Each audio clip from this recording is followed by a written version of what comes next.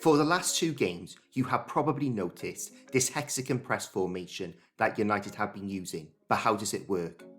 Starting with the inversion of the wide players, this is to squeeze the space centrally and force the ball to be played out wide, which will then trigger a sideline press. In this example, this pass is on, but it's risky with Ahmad not far off the pass line and Casemiro is there. So if this pass goes out to the left back, that's the trigger for Ahmad to start the sideline press.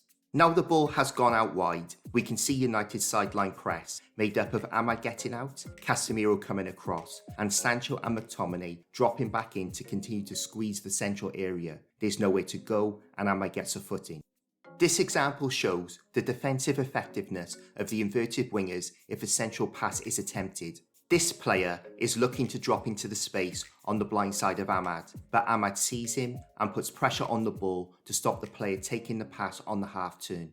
Moving on to the front two, there are two aspects of their role that play a big part in this setup, one of which, in my opinion, is the most important. The first part is putting pressure on the ball at the right time, while cutting off the passing angles into the space behind them. In this situation, we can see they are not shooting up from long distances, selling themselves, and leaving huge spaces behind them.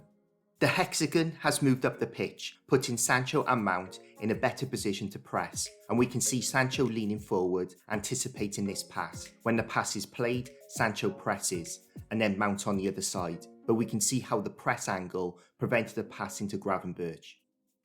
In my opinion, this is the most important aspect of this press formation. Make a note of Sancho and McTominay's position on the edge of the box. As the ball is going into the left back, we can see these two players running off the back of Sancho and McTominay looking to get the ball in this huge space. But as the ball gets to the left back, we can see that Sancho and McTominay have dropped back in to continue to squeeze the central area for the sideline press. If they don't do this, Betis have two inside pass options to get out of the sideline press and into the space. Moving on to the last part of the hexagon, and that is the double pivot. Their role is predominantly to sweep the area behind the front two if the opposition can get the ball in there. Here, the ball goes into Gravenberch behind Sancho and Mount, triggering Collier to shoot up, forcing Gravenberch backwards.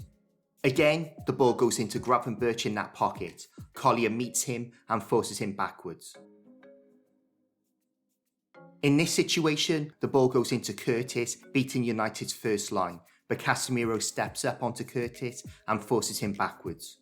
But despite the positives, it's clearly a work in progress. Despite the clarity of Ahmad's role, he anticipates this pass out to Tsimikas, leaving Curtis in his pocket with no pressure on the ball. If Ahmad holds that inverted position, that ball goes out to Tsimikas and United can execute their sideline press. Here, we can see United's hexagon is set and good pressure is put on the ball by Sancho. But as the pass is played, both Collier and Mount go for Gravenberch, opening this huge space for Elliott. And as we run on, the overload on that side stopped Lindelof or Amas stepping up the pitch onto Elliott. In my opinion, Collier should have held his position, knowing that Mount was dropping back in. However, for the most part, United were well coordinated, and this is a massive evolution from Ten Hag's man-for-man system that has gutted us time and time again. This is footage from Ten Hag's first game in charge back in pre-season 2022.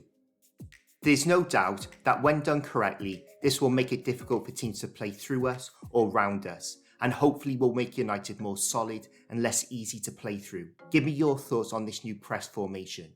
Thank you for watching, and I'll see you in the next one.